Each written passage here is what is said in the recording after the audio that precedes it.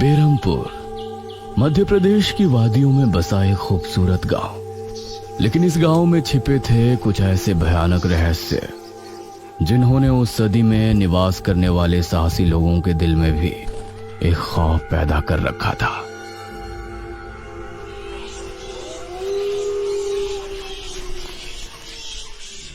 आज तो बहुत दिनों के बाद मित्रों से मिलना हो रहा है, बहुत आनंद आएगा। अरे मदन, कहाँ जा रहा है इस समय? पिताजी, मेरे मित्रों से इतने दिनों बाद मिलना हो रहा है। वो सुबह होने पर वापस नगर चले जाएंगे। अरे तुझे पता नहीं क्या, आज शनिवार की रात है। आज के दिन निशिर मोलो गांव में घूमते हैं। पिताजी, चाहे निशिर मोलो आए या नरकासुर, मुझे आज मेरे मित्रों से मिलने से कोई नहीं रोक सकता। ठीक है, लेकिन ध्यान रहे, जैसे ही तुमको उनके कदमों की आहट सुनाई दे और उनका वो मंत्र जिसको वो दोहराते हुए आगे बढ़ते हैं, तो उन्हें बिना देखे किसी ऐसी जगह छिप जाना जहां से ना वो तुमको देख सके ना तुम उनको। और जब तक उनकी आवाज आना बंद ना हो जाए, उनके सामने नहीं आना। वो 4 भयानक आदमी होते हैं जो अपने कंधों पर एक ताबूत को उठाए होते हैं, और अगर कोई उन्हें देख ले तो वो जिंदा नहीं बचता। मुझे पता है पिताजी, अब मैं चलता हूँ। यह कहकर मदन घर से निकल गया, लेकिन उसके पिता के चेहरे पर उसकी फिक्र साफ नजर आ रही थी। निशिर मोलो आ जाएंगे और साथ ले जाएंगे। ऐसा लगता है कि हमारे गांव के लोग अभी भी दूसरी सदी में जी रहे हैं। वो तेज तेज कदमों के साथ आगे बढ़ रहा था। कुछ देर बाद उसे जंगल की तरफ एक पगडंडी वाला रास्ता नजर आया। यहां से जाऊंगा तो जल्दी पहुंच जाऊंगा, यहीं से आगे बढ़ता हूं। बिना ज्यादा सोचे वो जंगल के अंदर बने उस पगडंडी वाले रास्ते पर आगे बढ़ गया।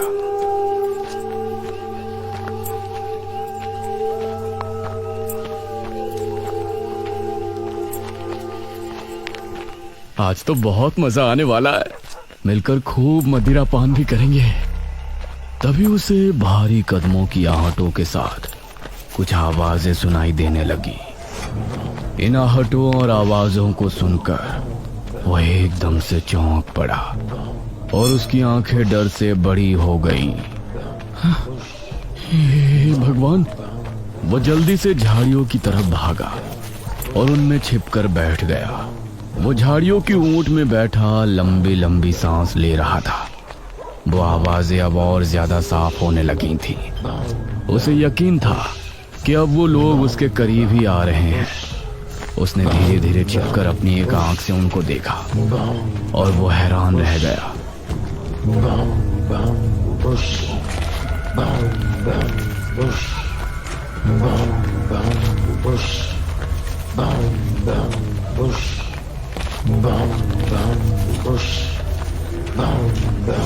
हे भगवान, मैंने इन्हें देख लिया। हाँ। मदन पूरी तरह से झाड़ियों में छिप गया और कुछ देर अपनी सांस तक रोके वहां छिपा रहा। फिर उसने धीरे से झांक कर देखा तो अब वो लोग कहीं नजर नहीं आ रहे थे। लगता है चले गए। वो वहां से निकला और दोनों तरफ देखा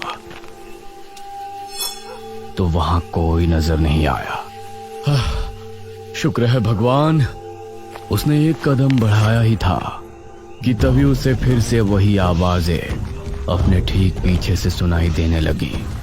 उसने एक झटके से पलटकर देखा तो वो चारों ताबूत वाले शख्स ठीक उसके पीछे खड़े थे।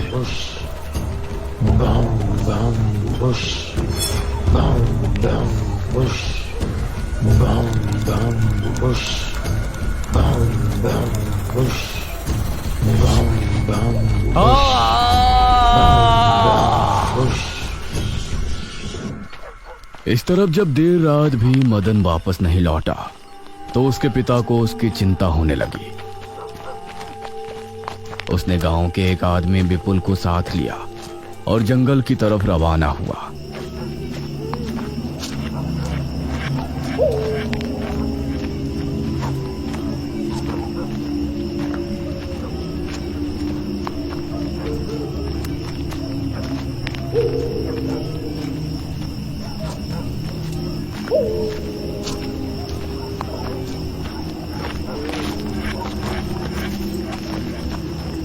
काफी देर बाद एक बरगद के पेड़ के पास जाकर उनके कदम रुक गए और आंखें खौफ से फट पड़ी। उन्होंने मदन को रहस्यमयी परिस्थिति में पाया। उसके चेहरे पर डर और आंखों में खौफ ऐसा नजर आ रहा था कि जैसे उसने हादसे से पहले बहुत ही भयानक मंजर देखा हो। मदन! 400 साल बाद अंधेरा जंगल, सुनसान रास्ता, चारों तरफ सिर्फ पेड़ पौधे और कोहरा। मेघना उनके बीच अकेली खड़ी थी। कोई है क्या? यहाँ कोई है? उसने कुछ कदम आगे बढ़ाए। उसके सवाल का कोई जवाब तो उसे नहीं मिला, लेकिन कुछ टपकने की टप टप की आवाज अब उसे बराबर आ रही थी। मैं यहाँ क्या कर रही हूँ? कौन लाया है मुझे यहाँ पर? वो खुद को वहां पाकर बहुत परेशान थी। तभी उसने देखा कि कोई चीज उड़ती हुई उसी की तरफ आ रही है। वो उसे हैरानी से देखने लगी। पास आने पर पता चला कि वो कोई विशालकाय भयानक पक्षी था। बचाओ! मेघना उससे बुरी तरह से डरकर भागने लगी और वो उसका पीछा कर रहा था। मेघना ने उसे पीछे पलटकर देखा तो वो उसको पकड़ने ही वाला था, लेकिन तभी मेघना एक पेड़ से टकराई। उसने देखा कि उस पेड़ से हरे रंग का पानी टपक कर नीचे गिर रहा था। मेघना उस हरे पानी को गौर से देख रही थी। तभी अरे ओ मेघना, उठ जा यार, कब तक सोएगी? मेघना आंखें मलते हुए नींद से जागी। उसने देखा कि सुबह के 9 बज चुके थे। ओह शिट, हम तो लेट हो गए। तूने मुझे उठाया क्यों नहीं? मेघना अपनी एक पार्टनर इशिता के साथ दिल्ली में रह रही थी, जहां वो एक लैब में काम किया करती थी। दोनों ने साथ नाश्ता किया और फिर तैयार होकर अपनी लैब के लिए निकल गई।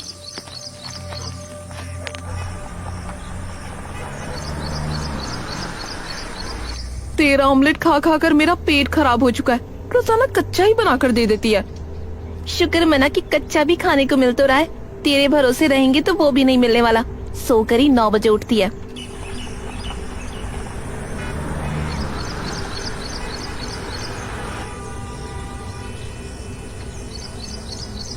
ये दोनों लैब में पहुंची और वहां जाते ही इशिता के पास प्रोफेसर जयदेव की कॉल आई। तुम दोनों ने इस बार बहुत समय ले लिया है। जो एंटीडोट बनाने का काम तुमको दिया था वो पूरा करोगे या नहीं? प्रोफेसर साहब, बस ये समझ लीजिए कि काम होने ही वाला है। आप हमें 3 दिन का समय और दीजिए। ये कहकर उसने कॉल काट दिया। तो इतने दिनों से प्रोफेसर को घुमा रही है, आखिर तो ये एंटीडोट तैयार करेगी कैसे? ये सुनकर इशिता ने एक किताब निकाली।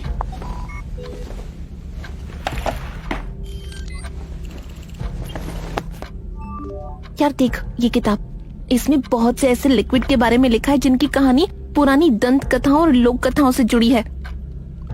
तो तू कहना क्या चाहती है? मुझे इस किताब में बहुत ही अनोखे लिक्विड के बारे में पता चला है, जिसे मृत्युंजय अमृत कहते हैं। हम उस लिक्विड का टेस्ट करेंगे और अगर वो हमारे काम का निकला तो उसे यूज भी कर सकते हैं। मृत्युंजय अमृत? देख, मैं तेरे साथ कहीं नहीं जाने वाली हूँ। ये सब बातें बकवास होती हैं। अरे देख तो सही, इस पेड़ से हर पूर्णमासी की रात ये हरा लिक्विड टपकता है। तभी मेघना ने देखा कि उस पन्ने पर किसी मृत्युंजय अमृत के बारे में लिखा था और उसमें ठीक वही पेड़ दिखाया गया था जो मेघना रोजाना अपने सपने में देखा करती थी। मतलब उस हरे पानी की बात ही इस किताब में लिखी थी। हे भगवान, क्यों हिला डाला ना? है ना इंटरेस्टिंग? मेघना ने कुछ सोचा और फिर जवाब दिया, हाँ। तो हम दोनों कल ही बीरमपुर गांव के लिए निकलते हैं।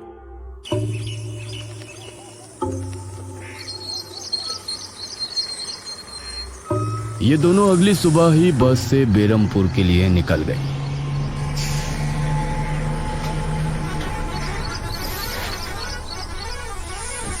वैसे एक बात बता, तू मेरे साथ वहाँ जाने के लिए एक ही बार में कैसे राजी हो गई?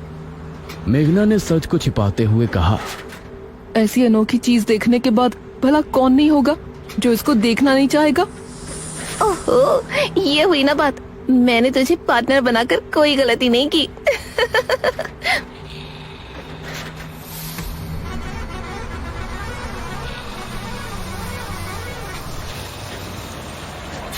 ये दोनों 5 घंटे के सफर के बाद एक जगह उतरी।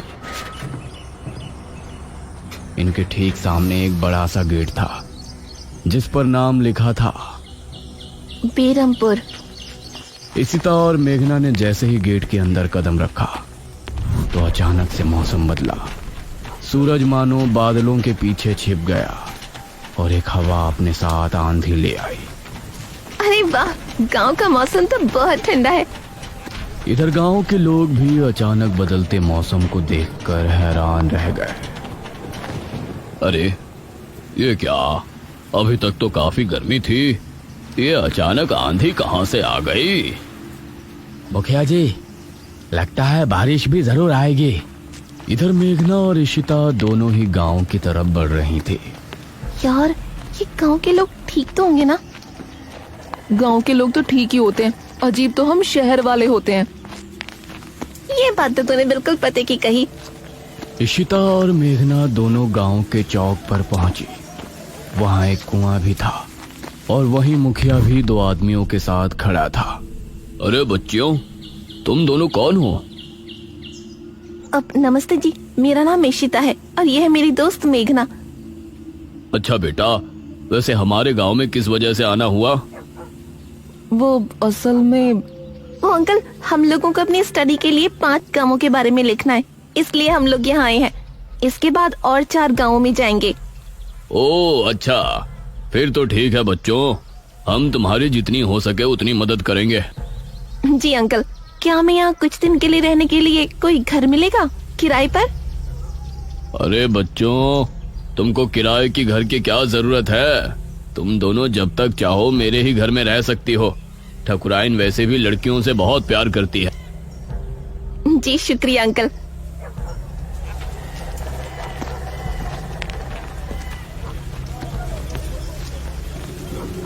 मुखिया इशिता और मेघना को अपने घर ले आया। तभी घर के मंदिर में जल रहा दीपक बुझ गया। अजी सुनती हो ठकुराइन? जी आई। ठकुराइन कमरे से बाहर आई। नमस्ते आंटी। नमस्ते बेटा। ओ जी, ये प्यारी प्यारी बच्चियां कौन है? ये दोनों शहर से अपनी पढ़ाई के सिलसिले में आई हैं। हमारे गांव के बारे में लिखना चाहती हैं। वो क्या होता है रे, वो रिसर्च करने आए हैं। तभी वहां पर एक और लड़का आया। क्या कहा? हमारे गांव पर रिसर्च? इशिता और मेघना ने उसे देखा। भला हमारे बेवकूफ गांव में आपको क्या मिल सकता है? ये सुनकर इशिता और मेघना हैरान रह गई। चुप करो अनुज, ऐसे कोई अपने गांव में बोलता है क्या? ये मेरा बेटा है अनुज। अनुज ने मेघा और इशिता की ओर देखा और उन्हें हाथ जोड़कर नमस्ते किया। नमस्ते बेटा अनुज, जरा इन दोनों को वो खाली कमरा दिखा दो जो तुम्हारे कमरे के बराबर में है। ठीक है पिताजी, आओ देवियों। देवियों? अनुज कॉरिडोर से होते हुए उनको कमरा दिखाने ले जाने लगा। इसी समय गांव के मंदिर में बैठा पुजारी भगवान की आरती कर रहा था। तभी अचानक से दिया बुझ गया। ये संकेत तो ठीक नजर नहीं आ रहे। हे प्रभु, रक्षा करना। वैसे आप लोगों को रिसर्च करने के लिए यही गांव मिला था? अरे हम लोगों को 5 गांवों के बारे में लिखना है, तो इसीलिए जो भी गांव पास दिखा चले आए। इसके बाद और किसी गांव में जाएंगे। अच्छा, वैसे यहाँ कुछ ऐसा है जो कि रहस्यमय या ऐतिहासिक हो? हाँ है ना, एक राजमहल। राजमहल यहाँ? हाँ, 400 साल पहले जो यहाँ के राजा हुआ करते थे, उनका महल। वैसे अनुज, क्या तुम हमें उस महल में लेकर चलोगे? हाँ, तुम लोग जाना चाहोगी तो जरूर। तो ठीक है, रात को जब सब सो जाएंगे तो हमें वहाँ ले चलना।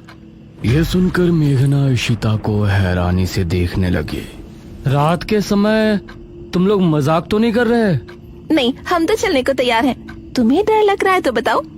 मेरा गांव है ये, मुझे क्यों डर लगेगा? ठीक है, ले चलूंगा, लेकिन पिताजी को और माँ को पता नहीं चलना चाहिए। ग्रेट। तो बताओ किस टाइम आ रहे हो? 12 बजे तक पिताजी और माँ दोनों सो जाएंगे। मैं उसी समय तुम लोगों को ले आऊंगा। हाँ सही है। ये कहकर अनुज ने उन्हें कमरे में छोड़ा और वहाँ से चला गया। ये क्या? हम तो उस मृत्युंजय अमृत के बारे में पता करने आए थे ना। अब हम ये राजमहल क्यों जा रहे हैं? अरे उसको सीधा पूछते तो उसे शक हो जाता ना। आज हम राजमहल चलते हैं और फिर कल उसे जंगल जाने को कहेंगे और वहाँ जाकर बातों ही बातों में उसे मृत्युंजय अमृत के बारे में पूछेंगे। ये सही है। इस तरफ गांव के लोग मौसम के बदलती ठंड से बहुत हैरान थे। पुजारी बार बार आसमान की तरफ देख रहा था, जहां उसे काला अंधेरा इधर उधर घूमता हुआ नजर आ रहा था।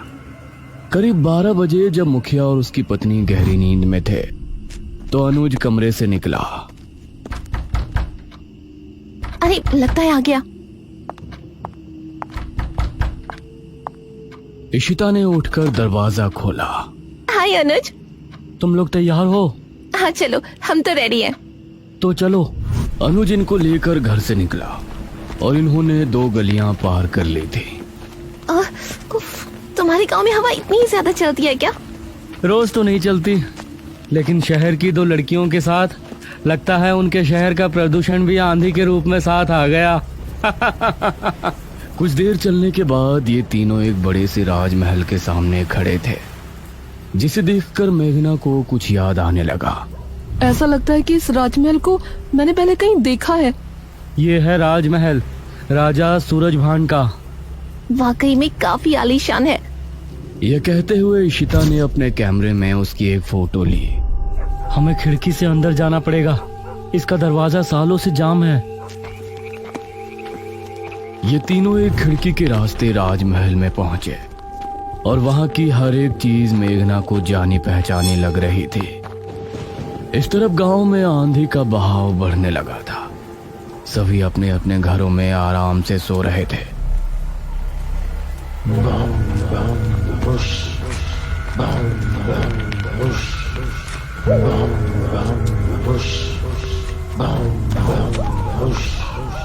अरे ये आवाज तो निशिर-मोलो।